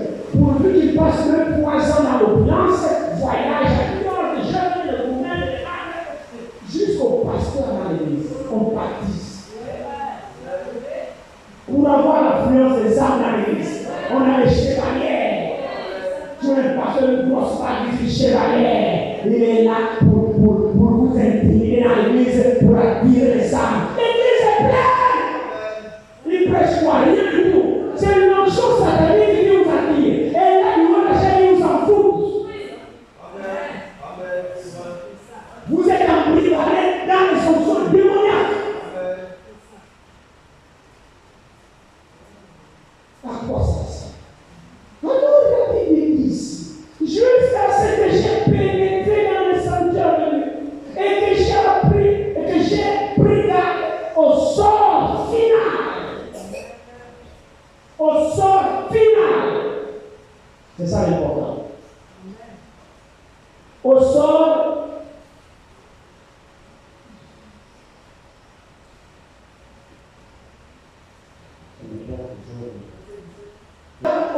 final des méchants. Verset 18. Oui, tu les places sur des voies glissantes. Tu les fais tomber et les mets en ruine. Et quoi? En un instant, les voilà détruits. Ils sont enlevés, exterminés par une fin soudaine. Comme un songe au réveil, Seigneur, à ton réveil, tu repousses leur image. Lorsque mon cœur s'aigrissait et que je me sentais percé dans les entrailles, j'étais stupide et sans intelligence. J'étais à ton égard comme les bêtes. Cependant, je suis toujours avec toi. Tu m'as saisi dans les voies. Tu me conduiras par ton conseil. Puis tu me recevras dans la gloire. Vous ne voulez pas que je suis dans sa gloire? Dans la gloire. Maintenant, il nous verset 25. Quel autre ai-je au ciel que toi? Alléluia. Quel ange au ciel que toi? Et sur la terre, je ne prends plaisir qu'en toi. Ma chair et mon cœur peuvent se consumer. Dieu sera toujours le rocher de mon cœur et mon partage. Car voici, ceux qui s'éloignent de toi périssent. Tu réduis au silence tous ceux qui te sont infidèles. Pour moi, m'approcher de Dieu, c'est mon bien. Je place mon refuge dans le Seigneur l'Éternel afin de raconter toutes tes œuvres. Alléluia. Vers les derniers jours, les temps seront difficiles. Lorsque j'ai porté en vie sur les méchants et que j'ai vu comment ils prospéraient, il a fallu le peuple. Mon pied allait ici. J'allais abandonner. J'étais sur le point de dire, j'abandonne. Parce ils prospèrent. Tout ce qu'ils font réussit. Alors je me suis dit, mais à quoi me sert? C'est de convaincre que j'ai perdu mon cœur. Pourquoi je vais à l'église? Pourquoi je m'efforce de me sanctifier? Quel bien j'ai de pouvoir vivre la parole de Dieu. Mon frère, c'est un combat, c'est une lutte. Alors si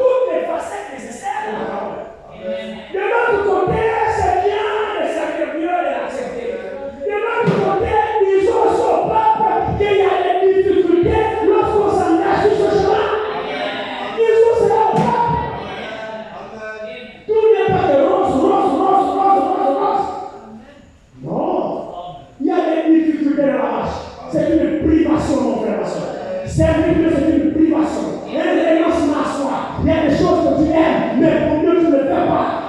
Ça va te coûter la sueur, tu vas transpirer. Qui vous a dit que c'est facile? C'est pas facile. Mais avec Dieu, il nous rend capables. C'est quand nous abandonnons à lui que la victoire est possible. Les temps dans lesquels nous sommes sont difficiles. L'emploi est difficile. C'est vrai. On n'obtient pas facilement ce qu'on veut. Pourquoi? Mais parce que le dragon, le serpent ancien, a occupé tous les systèmes dans lesquels nous sommes. Et principalement dans les temps de la fin, c'est la coalition de toutes les options qui ont existé dans chaque âge, qui sont venus tenir une réunion à la fin des temps, parce que c'est la force finale. Est-ce que l'Église est là?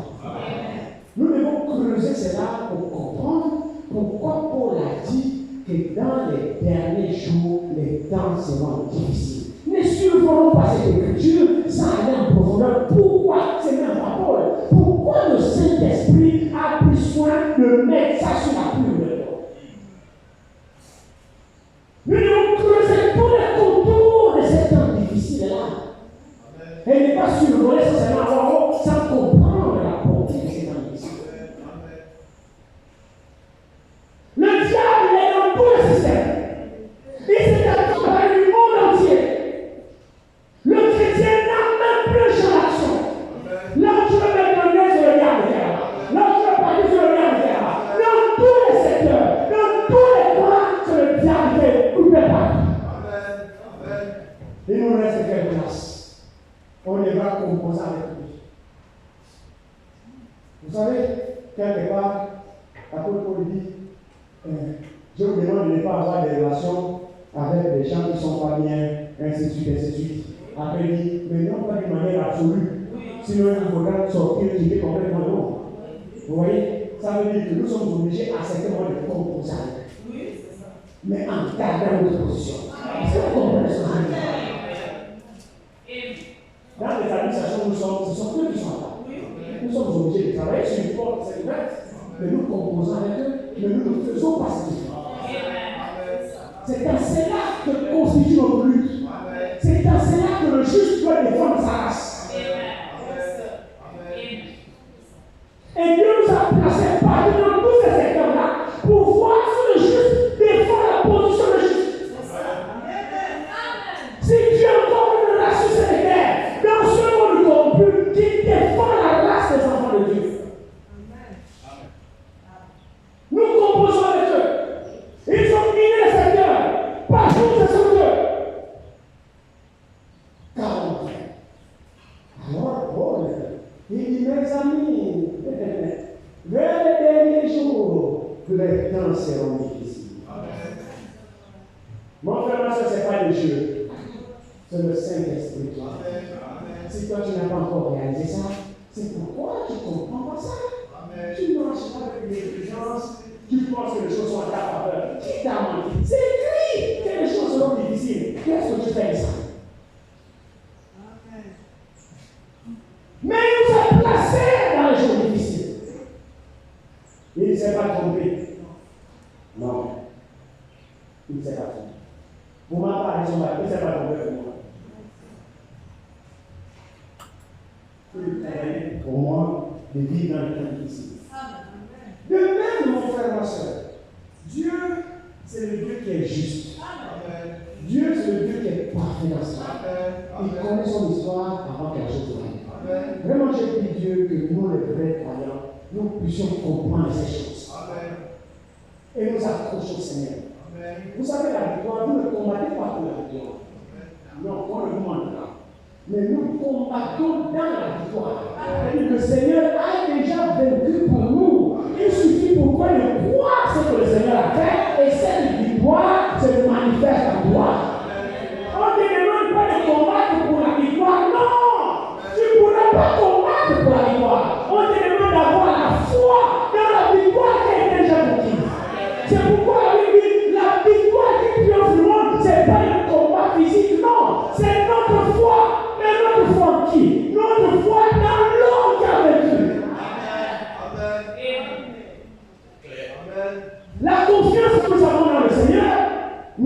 cette histoire.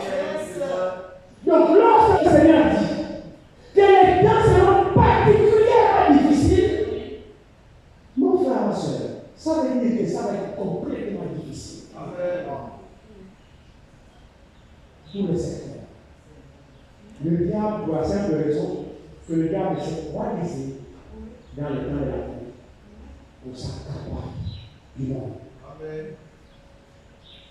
Et la prétention du diable, c'est que non seulement il s'est accaparé du système du monde, de la politique du monde, de tout ce qu'il y a dans le monde, mais il s'est aussi accaparé de l'Église, du système religieux. C'est dans cela qu'il est ingénieux. C'est dans cela qu'il est très subtil. Dans tous les secteurs, il s'est accaparé. Il n'y a qu'un seul secteur où le diable n'a pas de position, jusque dans l'Église. Je ne sais pas si vous le croyez. C'est là où ça rend la chose difficile. Alors, quand l'apôtre Paul dit que les temps seront difficiles, mon frère, moi je comprends ça. Dans toute sa vie. Quel secteur le diable a épargné? Aucun.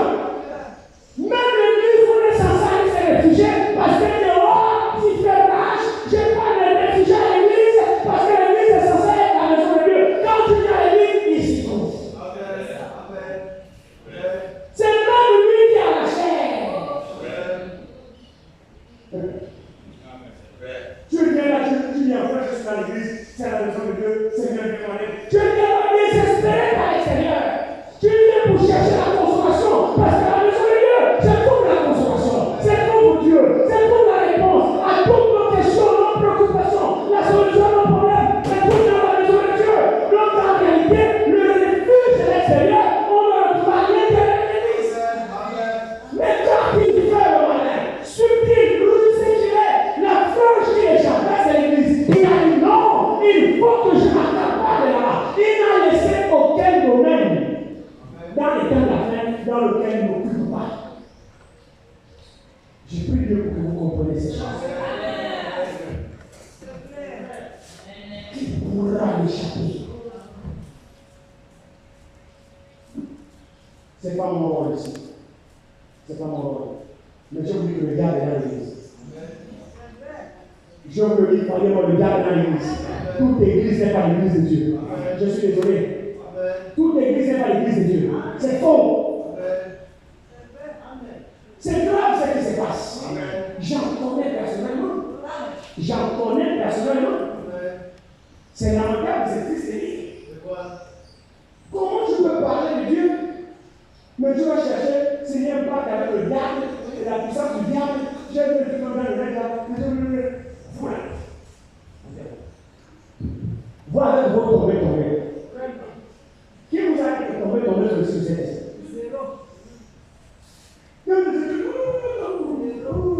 Et là, le geste là,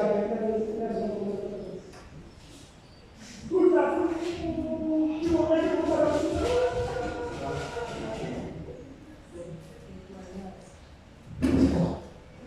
C'est le diable.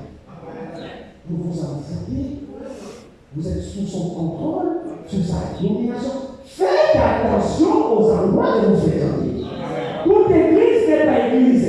De fois vous rentrez pur, vous cherchez Dieu, mais vous ressentez avec des palabres, avec des tas de démons, vous vous en foutez de votre chair.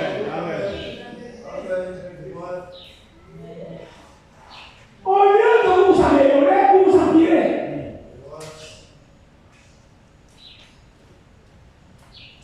Toute église est dans l'église. Pourquoi le diable est dans l'église? Comment allez-vous le laisser? Comment allez-vous échapper? Il vous faut beaucoup de grâce de la part du Seigneur. Alors vous voyez que dans cette histoire-là, il faut que tu sois sincère. Il faut que tu sois pur dans ton cœur. Le Seigneur éclaire. Vous savez, il y a un témoignage qui est rendu quelque part avec nos amis communistes. Les gens qui font la révélation de cette tonnerre. Les sept tonnerres sont révélés, les sept tonnerres sont révélés. Il y avait une maman qui ne savait ni lire ni écrire. Elle était dans une église de touristes. Et là, le pasteur dit, cette colère, cette colère. Elle est assise, elle sait que cette colère, c'est quoi? Elle essaie de l'imiter. Mais le Saint-Esprit, dans le cœur de la main, lui disait que c'est faux. Dieu existe. Le Saint-Esprit existe. Et il conduit ses vrais enfants. Ses vrais enfants, le Saint-Esprit les conduit. La foi dans son corps lui disait que c'est faux. Que c'est faux. Elle ne saurait pas. Ne demande pas à cette maman pour voir dans l'écriture que c'est faux. Elle saura qu'on veut dire. Mais le Saint-Esprit dans son cœur lui disait que ce que le pasteur dit là, c'est faux. Et elle est sortie de là. Dieu conduit ses enfants. Le diable a amené le Seigneur. C'est pourquoi les choses sont difficiles. Pour qui? Pour ceux qui veulent servir Dieu. Pour ceux qui veulent faire des expériences avec Dieu. Les choses vont être difficiles pour ceux-là. Mais nous serons la victoire. La victoire est assurée pour celui qui veut marcher en ami avec la parole. Alors la condition ici, ils seront hypocrites, blasphémateurs, fanfarons, tout ça là. C'est quoi? Comme nous venons de lire, c'est des gens qui sont dans l'église, mais qui ne sont pas vrais avec Dieu. C'est pour cette raison, mon frère, ma soeur. Il y a encore temps que tu puisses sonner dans leur pouvoir si tout ce qu'on a lu ici ne se trouve pas encore. S'il n'y a même pas un démon qui se trouve encore. Mais regarde un peu. Je m'adresse un peu à nos enfants ici. L'Écriture dit, ils seront rebelles à leurs parents. C'est l'une des conditions caractéristiques du dernier temps dans lequel nous sommes, non? Répondez-moi. Amen. C'est ça, non? Amen. Bon, toi qui sais que tu es enfant, regarde-toi un peu. Il suffit seulement que tu sois honnête vis-à-vis du Saint-Esprit, vis-à-vis de la parole. Regarde-toi un peu. Est-ce que tu n'es pas rebelle à tes parents? Est-ce que vraiment tu es obéissant à tes parents? Est-ce que tu honores tes parents? Parce que c'est écrit ici, car les hommes seront égoïstes, allumer l'argent, fanfarons, hautains, blasphémateurs, rebelles à leurs parents. C'est écrit ici. Maintenant, regarde-toi un peu. Regarde-toi. Tu sais si tu es soumis aux parents ou pas. Tu sais. Vous êtes là sur la tête, vous m'écoutez, vous me regardez. Vous savez même quelle attitude vous avez vis-à-vis de vos parents. Est-ce que vous êtes soumis aux parents ou vous êtes rebelles à vos parents? Quand les parents vous disent, je ne veux pas ça, est-ce que tu te soumets ou bien tu te rebelles? Chacun répondra à cette question. Et pourtant, tu viens à l'église. Alors tu es concerné dans cette prophétie. Regardez ça. La parole nous adresse aux mouches. On ne prêche pas pour les poissons là, non? La parole s'adresse aux hommes. Ici, les rebelles à leurs parents, ce n'est pas les parents des poissons, que les enfants de poissons sont rebelles à leurs parents, ou les parents des singes, que les enfants singes sont rebelles de parents des singes. Amen. Amen. C'est vrai. Vous ne pouvez pas vous sentir concernés. Ah, c'est l'enfant de poisson. On parle des humains. Jésus va mort pour un poisson. Et la race de Jésus, c'est pas les poissons. La race de Jésus, c'est ce que Jésus a justifié par son sang. Et Jésus n'a pas justifié un poisson. Maintenant, regardez-moi. Quand papa parle, tu obéis. Quand maman parle, tu obéis ou tu raisonnes. Chacun saura répondre à cette question. Parle de l'autre. Tu ne calomnies pas. Et pourtant, tu as élu. Alors, cette prophétie-là, tu es en plein dedans. Est-ce que tu n'es pas intempérant? Les gens qui manquent de tempérance, une fois qu'ils disent quelque chose, ils disent quelque chose. Non, moi je n'aime pas ça, moi je n'aime pas ça. Les gens savent déjà que tu n'aimes pas ça. Tu te mets sur ton chacun. Voilà. Chacun saura répondre effectivement à ça. Mais c'est écrit ici, vous savez faire. Ne prenez pas ça pour des choses. C'est le temps exactement dans lequel nous sommes. Et le vainqueur, c'est celui dans lequel ces choses ne s'y trouvent pas. Donc ici, nous sommes en train de présenter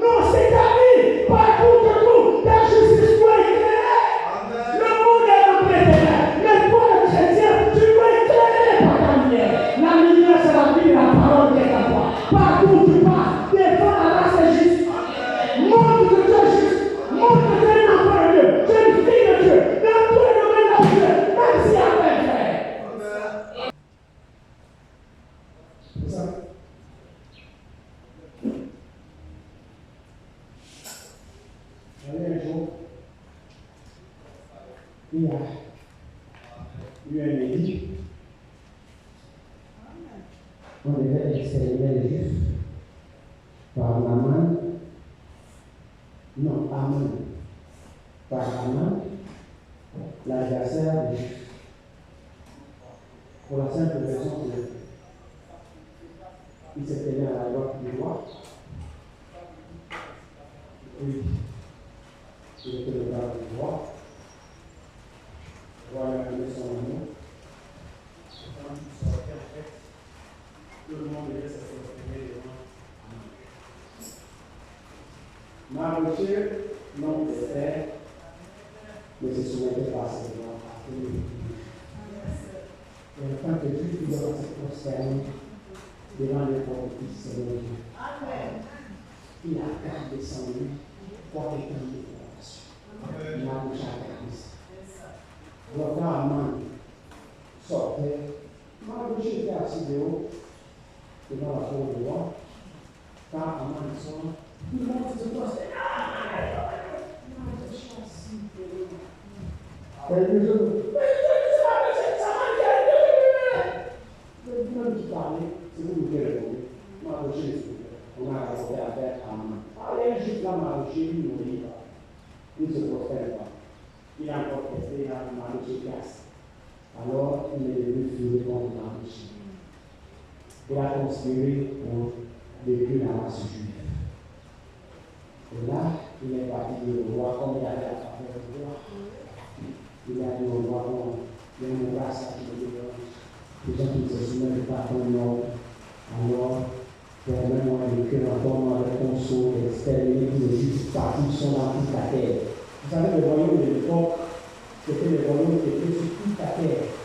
Je lisais ça, je lisais ça dans Esther, chapitre 1, 2, 3. Je lisais ça.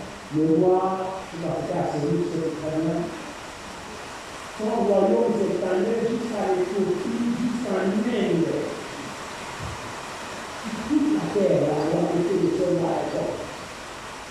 Il venait jusqu'à Inde, jusqu'à l'Éthiopie, jusqu'à partout. Le roi avait un grand pouvoir. Alors, il dit que partout, il faut tuer la loi, il faut tuer les Juifs. Alors, l'homme est arrivé, la nouvelle est parvenue à Mardochée. Mardochée a fait parvenir la nouvelle chez Esther. C'était déjà devenu un homme à la place de Vasti, qui était soumise à son nom. Donc, la reine Vasti a été détruite au détriment d'Esther. Maintenant que Esther marie à la royauté pour avoir la couronne, Esther a reçu une préparation spéciale. La préparation d'Esther était conduite par un eunuque. L'eunuque, ce sont les gens, les serviteurs qui se tiennent à la disposition du roi. Donc, même l'eunuque est censé connaître la volonté du roi, le désir du roi, ce que le roi aime. Et les eunuques, ils ont une particularité, ce sont des hommes qui ne peuvent pas aller avec les femmes. Ils sont des eunuques. Tu le laisses avec la femme, elle ne peut rien faire. C'est une eunuque. Vous comprenez ce que je veux dire? Donc, déjà, les femmes qui gardaient les rois, les femmes des rois, donc les copines, les femmes de roi, étaient gardées par les eunuques. Là où il n'y a pas de danger, parce qu'un eunuque n'est pas une menace pour une femme, il ne sait rien faire avec une femme, c'est un eunuque. Donc, vous prenez les précautions, parce que la femme de tout, on ne la touche pas. Non seulement l'eunuque était fidèle, mais l'eunuque connaissait aussi ce que le roi aimait pour pouvoir instruire les concubines du roi. Alors, Esther était confiée à un eunuque qui connaissait le roi et ce que le roi aimait. Donc, c'est l'eunuque qui disait à Esther comment il fallait se préparer, il a donné des parfums pour se parfumer, les choses avec lesquelles il devait se toucher, tout ça. Il fallait que Esther obéisse aux instructions de l'eunuque pour qu'elle soit agréée du roi. Il fallait pas que la préparation d'Esther vienne d'elle-même. Non. Parce qu'il y avait plusieurs vierges qu'on avait préparé l'assemblée pour succéder à Vasti. Donc, Esther n'était pas la seule dans la concurrence. Il y avait d'autres belles filles vierges. Maintenant, il fallait jouer sur la grâce. Qui devait faire la faveur le roi. La place qu'Esther a eue, c'est d'avoir un individu qui était fidèle et qui connaissait ce qu'il fallait pour faire. Et Esther a bien fait de se soumettre et d'écouter les conseils de lui. Nous sommes aussi des fils de Christ. Christ est un véritable roi. Nous sommes aussi pendant la préparation. Il faut que notre préparation soit faite par les unis. Qui sont les unis dans notre temps? Des hommes que Jésus même a appelés. Des hommes que Jésus même a révélé sa volonté. Des hommes que Jésus même tient dans sa main. Des hommes qui connaissent ce Dieu dont il parle et qui peuvent effectivement transmettre la parole de Jésus fidèle à son peuple. Ça c'est un. Si lui disait d'acquitter de son devoir, c'est quoi? Dire à la Vierge, c'est que le roi attendait. Ça c'est la responsabilité de lui. N'ajoute rien. Ne donne pas des pensées. Dis ce que toi tu penses être juste. Non, tu dois suffisamment connaître le roi. Même dans le monde détail, le goût de ce qu'il aime, ce qu'il n'aime pas, le parfum qu'il aime, ce qu'il n'aime pas, la vie qu'il aime, ce qu'il n'aime pas. Lui est chargé de connaître le roi pour pouvoir donner ça à la Vierge. C'est très important. Sinon, le domaine naturel, c'est là exister. Dans le domaine spirituel, c'est là où ça existe. Dieu a les unis. Ces unis aujourd'hui sont les véritables serviteurs de Dieu. Que Jésus nous a envoyé, qui annonce fidèlement la volonté du Seigneur à son Église. Maintenant, notre partie, c'est qu'il faut que la Vierge soit obéissante aux conseils, aux instructions de l'unique. Vous voyez que les responsabilités sont partagées. L'unique peut donner des conseils, c'est qu'il a entendu une loi, et la Vierge n'est pas les appliquer. Vous savez, parmi toutes les autres vierges, elles compétissaient pour les dons, pour les liens du roi. Tous compétissaient pour avoir les dons du roi. Mais il a été à Esther, ne cherche pas les dons du roi, mais cherche le roi lui-même. Prépare-toi pour être agréable au roi lui-même. Ne mettez pas la lutte pour avoir les dons du roi, les biens du roi. Non, il y a beaucoup qui cherchent à être reine, pour être riche, pour chercher le privilège. Non, cherche le roi.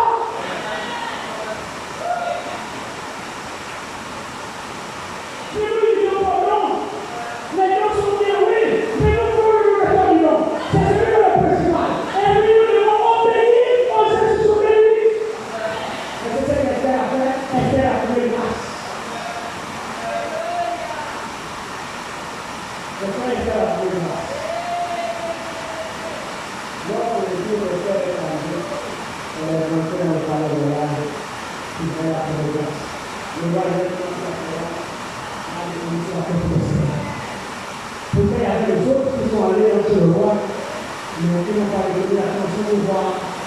Quand le coup d'Esther est arrivé, elle a demandé la présence du roi. Le roi dit, le cœur de moi a conduit. Pourquoi? Esther a pris soin de faire exactement selon les conseils de Dieu. Esther ne voulait pas aider le roi, mais Esther voulait passer le roi lui-même. Et Esther a réussi. Il est pour le roi, lui, pour le roi. Nous sommes tous candidats d'être l'épouse de Christ. Et le Seigneur demande qu'il faut des véritables uniques qui nous donnent les conseils du roi, la volonté du roi, le récit du roi. Maintenant, c'est à nous d'obéir exactement à ces instructions. Pour répondre à la parole du roi. Vous avez dit quelque chose? Esther était la nuit du roi.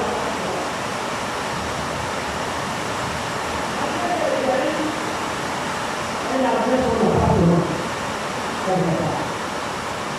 Alors le décret est sorti, ils vont exterminer Jésus. Notre Esther était l'enfant du frère de Marouche.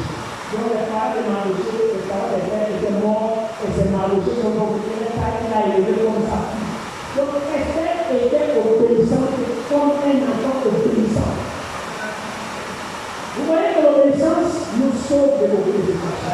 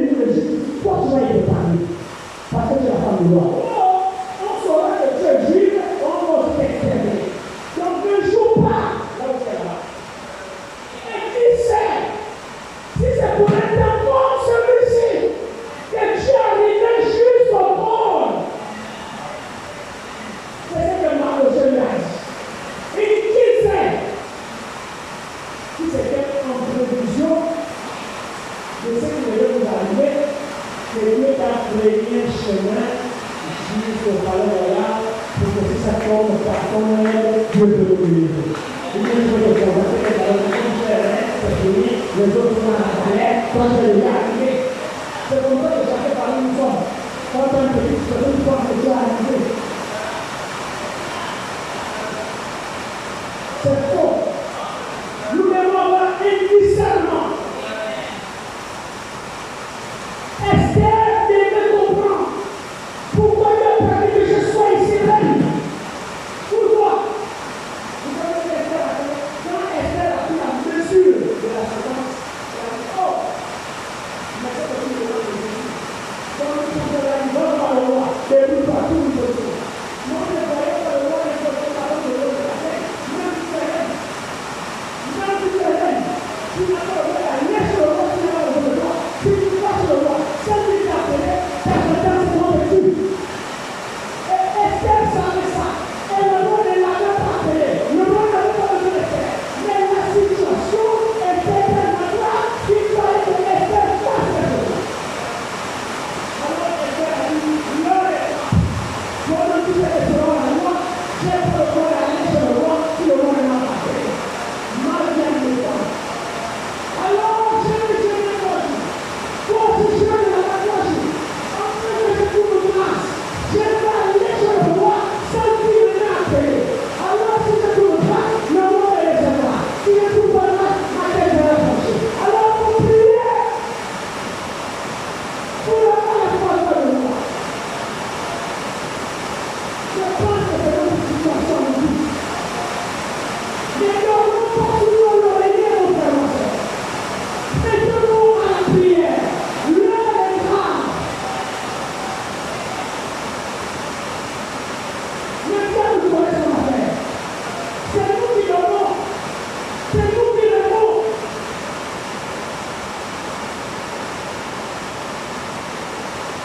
Il est temps de nous voir la paix. Dieu nous a donné ce qu'il faut pour faire ce pas. Dieu qui savait, dans ce cas, les temps seront difficiles, le même Dieu qui savait que les temps seront difficiles, nous a déjà donné une nourriture équilibrée, spéciale, vu la solution, les solutions démoniaques dans ce cas. Dieu nous a donné une parole.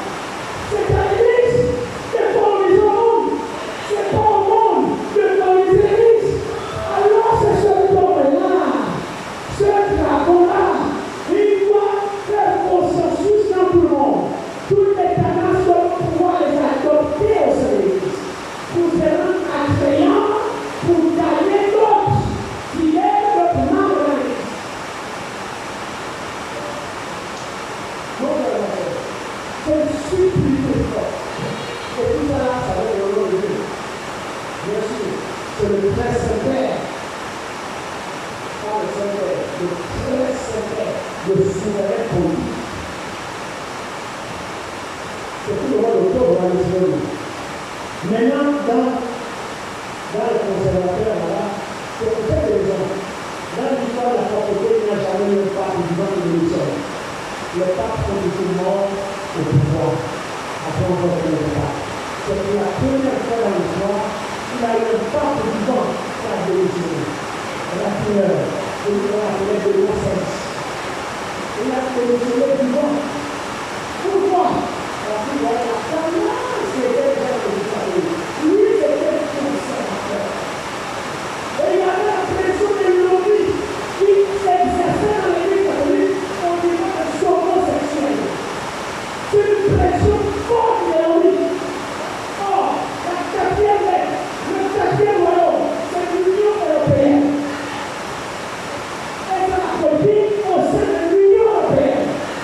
Vous vous opposez à ça, on vous coupe les luttes. Or, qui chapeaute, qui exerce l'influence au sein de l'Union européenne. Nous voulons une année.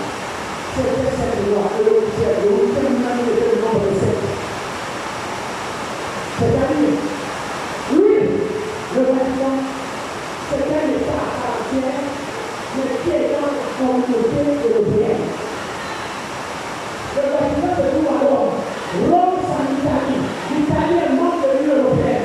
Alors le Vatican, c'est un État qui est dans l'Union européenne, lui-même aussi membre de l'Union européenne. Tout ça, c'est Christ. Vous vous montrez que tout ce qui arrive, Dieu le savait. Et il a confié cela par écrit. C'est pourquoi ne vous séparez jamais de la parole.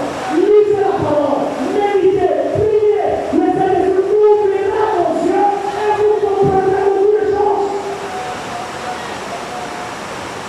Et vous échapperez à la séduction. Vous échapperez à Satan. Satan fait rage. Mais Dieu a une race. Dieu a des élus sur la terre. Qui ne vont jamais se voir. Jamais. Et le Seigneur gagne.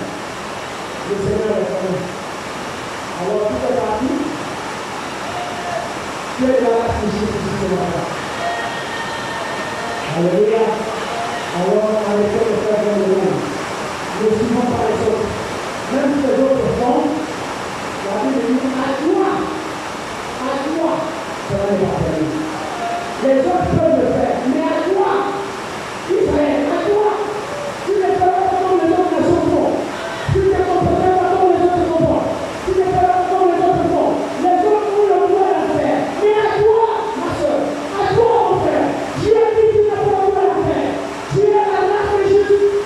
Prends ta position et défends Jésus. Dieu sera avec toi dans tout ce que tu as fait. Alléluia. Je vous bénis.